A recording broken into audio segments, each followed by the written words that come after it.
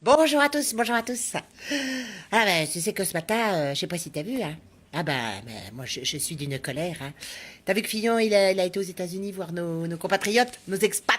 Ah, il va voir Ben oui, parce que je sais pas, la France doit pas l'écouter, sûrement, je sais pas, hein. En même temps, il paye jamais l'avion, donc c'est pas un problème pour lui, hein.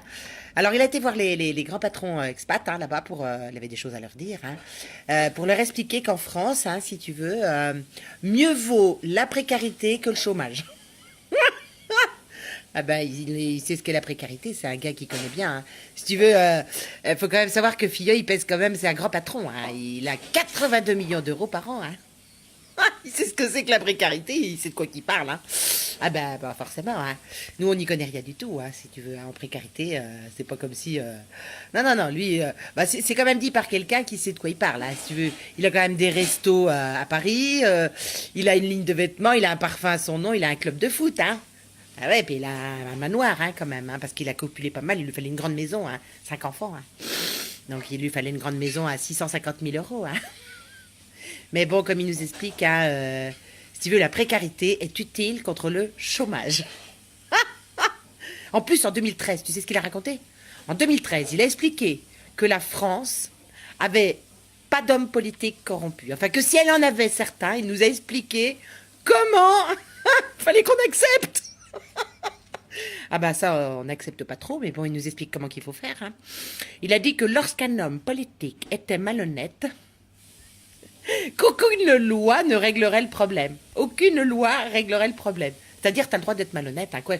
Qu'est-ce que tu veux? On peut rien contre la malhonnêteté, hein. Ah bah là, ça donne pas confiance en lui, si tu veux, hein. Tu te dis que s'il est capable de défendre ça, tu te demandes pourquoi, hein. C'est ça, on croit rêver quand même un peu, hein. Et tout ça, il l'a dit sur France 2, hein. Ah bah il l'a dit sur France 2, hein. Bah France 2, c'est une chaîne libre, hein. Si, c'est une chaîne libre, hein, France 2. Ça, t'as droit de parole, hein, on voit bien, hein. Tous ces gens qui se présentent à la première.org, tout ça, on les entend parler sur France 2, hein. C'est une chaîne totalement libre, hein. Asselineau, tout ça, on les entend parler. Du jardin, on l'entend parler aussi, hein. Ah non? Ah merde. Ah moi j'étais persuadée qu'on les avait vus sur France 2, dis donc, hein. Ah ouais, tu vois, comme quoi, hein, non, c'est pas tout à fait libre alors France 2. J'ai dû me courir quelque part, hein. Alors en 2013, il nous déclare un patrimoine d'une maison de la Sarthe à 650 000 euros. Bah, le pauvre, il a moins de 100 millions d'euros d'épargne, hein.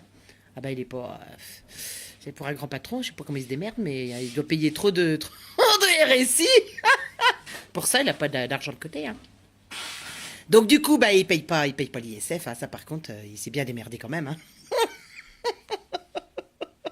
Tu te rends compte que par mois, il gagne 7 millions d'euros, hein. 7 millions d'euros, hein. Et il nous explique à nous comment vivre avec moins de 700 euros. Ah oui, la précarité, hein, c'est mieux que le chômage, hein.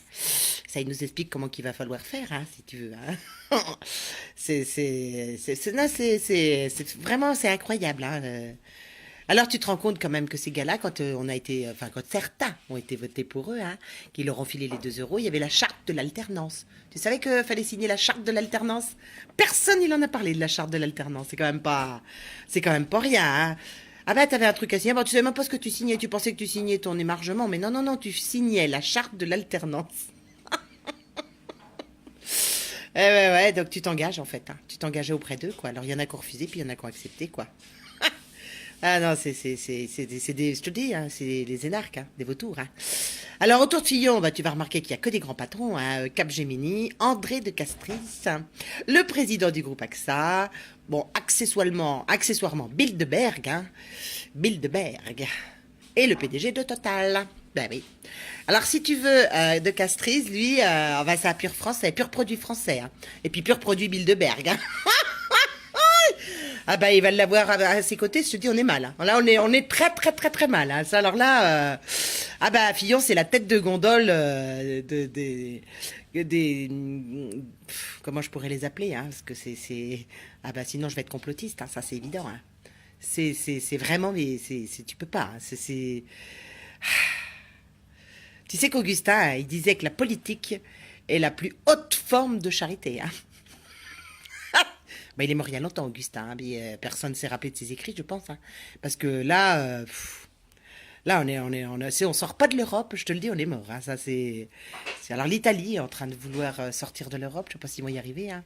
Je me le demande. Et puis, bah, nous, Nous, on est à la ramasse, hein. Sur mes Fillon, avec le groupe Bilderberg. De toute façon, que tu mettes Fillon ou que tu mettes, comment il s'appelle son petit nom là, Manu là, t'es mort quand même, hein. Ah bah oui, de toute façon. L'un est Bilderberg et l'autre c'est, comment il s'appelle déjà, Rothschild. Ah bah là, on est très mal, hein. Les deux, bah ils sont copains comme cochons, hein. Si tu veux, comme me disait mon grand-père, hein. Mordu d'un chien, mordu d'une chienne, t'es mordu quand même, hein. Bilderberg ou Rothschild, si tu veux, ça pue, hein. Ça pue la merde, hein. Je te le dis, ça pue pour nous, hein. Donc voilà quoi, donc la charte de l'alternance des primaires, bah si t'as voté, t'as signé, bah si, hein, si t'as voté, t'as signé, hein. Ah bah sur la feuille, bah c'est à l'envers, hein, t'as pas vu ce que t'avais voté quoi. Ça personne ne l'a expliqué, ça c'est marrant quand même, hein. Il y avait une signature qui était quand même exigée, c'est-à-dire que tu t'engageais à adhérer à quoi, ça on sait pas. C'est pas bien à quoi tu t'es engagé, mais t'as adhéré, hein. Voilà, voilà, voilà. Donc, bah, écoutez, attendons-nous à la précarité, hein, parce que c'est mieux que le RSA, quand même, la précarité, hein. Attendons-nous à beaucoup, beaucoup, beaucoup de gens dans la rue. Attendons-nous à beaucoup de misère. Mais tu sais, quand tu le sais, un homme averti en vaut deux, hein. C'est moins difficile, si tu veux. T'acceptes plus facilement. Dès qu'on t'explique que ce que tu vas vivre, t'acceptes quand même beaucoup mieux. Voilà. Voilà. Ah, je désespère, hein. Si on s'unit pas, on est mal, hein. Si on ne s'unit pas, on est mal, hein. Bon, bah, bonne journée, mes amis, hein, quand même.